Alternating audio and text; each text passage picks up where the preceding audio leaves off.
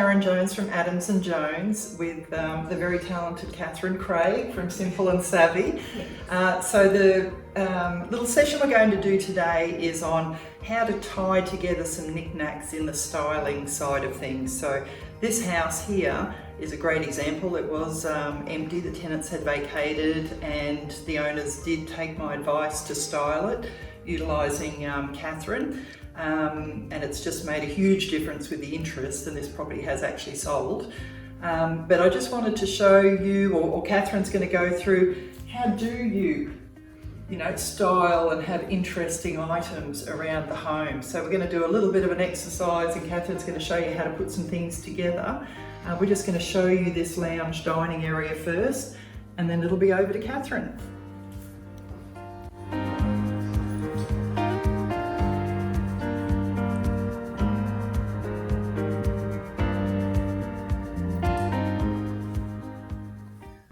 I love how Catherine just does this little collection of interesting knickknacks on the coffee table and elsewhere.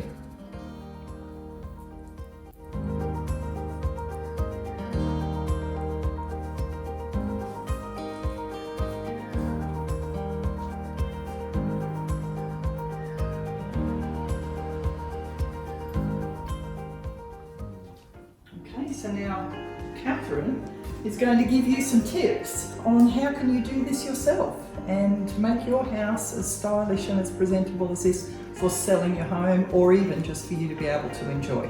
Thanks, Catherine. Thanks, Karen. We're back doing, it's actually called a vignette, so that means it's just a collection of, it's usually three items. These are great for like coffee tables or just on your entertainment unit. I always like to start with a tray on a coffee table. I spoke about in the bedroom about layers, and styling is all about your layers. So you start with your base and then you build up from there. So today I'll show you a couple of different ways and different effects that we can get with just the three items. So with this tray, it's got a bit of interest in it anyway. So I like to keep, with that same sort of colorway.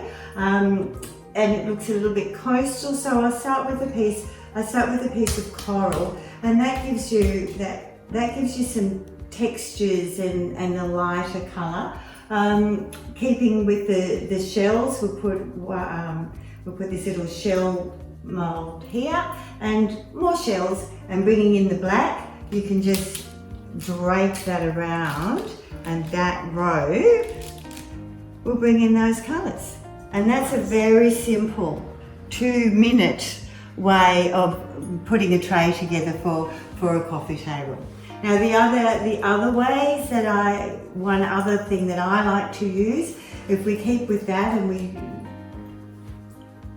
put the coral away, I do always like to use greenery. So we'll take the shells away. So this is another way. So that's your little draping over there, and then a little bit of interest, and we'll put the crab probably that way, and that just sits up there. The other one and this one shows exactly what a vignette or your tray should look like. Firstly, you have different heights of things. Secondly, you have different texture, different materials. So I've used the shell here, the wood here, and the metal here. And you've got different, this is like a really organic sort of wood bowl, and this is smooth and shiny. So you've got your textures, you've got your materials, you've got your heights, and you've also got your widths. So, like three. So is it more about contrast than looking for things that match? Yes, absolutely. Right. Yeah. I think that's a mistake I make. Yeah, yes. 3 matchy. It doesn't give your eye anywhere to go. It's not interesting. No.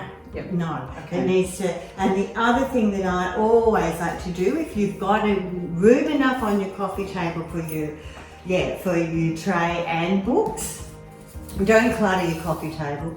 I do like to use, as I've done in this house, a glass topped coffee table because it doesn't take up a lot of visual space in your room.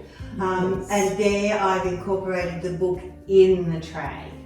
But if you've got enough room on your coffee table, then you can just put your tray on one side and your books on the other.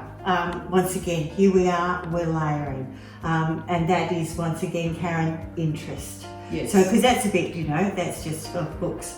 But if you put a bowl, now I've chosen this bowl because it looks very similar to the one on the cover of the book. Yes. So that all just blends in, and then picking up the grey, another layer. Yes. So if you think about the books as your base layer, and then that's one layer, and then that's the next layer. Okay. So yeah, start with your base and build your layers, and keep it interesting in your heights and your shapes.